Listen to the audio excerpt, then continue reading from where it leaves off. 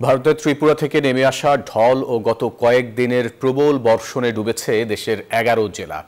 দুর্যোগ ব্যবস্থাপনা ও ত্রাণ মন্ত্রণালয় বলছে এ পর্যন্ত প্রাণ হারিয়েছেন ১৩ জন, ক্ষতিগ্রস্ত অন্তত ৪৫ লাখ ও পানিবন্দী প্রায় ৯ লাখ মানুষ। তবে ৪৮ ঘন্টার মধ্যে পরিস্থিতির উন্নতি হওয়ার আভাস মিলেছে।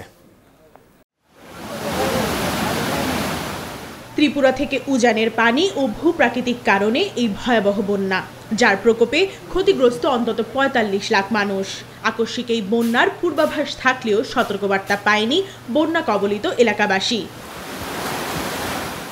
সচিবালয় দুর্যোগ মন্ত্রণালয়ের সচিব জানান, এখন পর্যন্ত মোট ১৩ জন মারা গেছেন। পানিবন্দী অবস্থায় দিন কাটাচ্ছেন প্রায় ৯ লাখ মানুষ। তাদের উদ্ধারে একযোগে কাজ করছে সেনাবাহিনী, নৌবাহিনী, বিজিবি সহ বিভিন্ন সংস্থা। নিরাপদে সরিয়ে নেওয়া হয়েছে ১,৮৮,০০০ মানুষকে। ৩,১৬০টা আশ্রয়কেন্দ্র খোলা হয়েছে। এখানে এই আশ্রয়কেন্দ্রগুলোতে ১,৮৮,৩39 জনের মতো আমরা ইভাকুয়েট করেছি।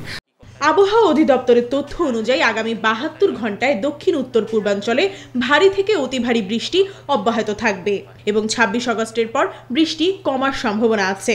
আগামী ৭২ ঘন্টায় আমাদের বৃষ্টিপাতের যে পরিস্থিতি, বিশেষ করে আমাদের পূর্বাঞ্চল বা উত্তর পূর্বাঞ্চলে এবং আমাদের দেশের ভূখণ্ডের ভেতরেও যে বৃষ্টিপাত, সেইটা কিন্তু আগামী ৭২ ঘন্টায় উন্নতি হওয়ার তেমন কোনো সম্ভাবনা নেই।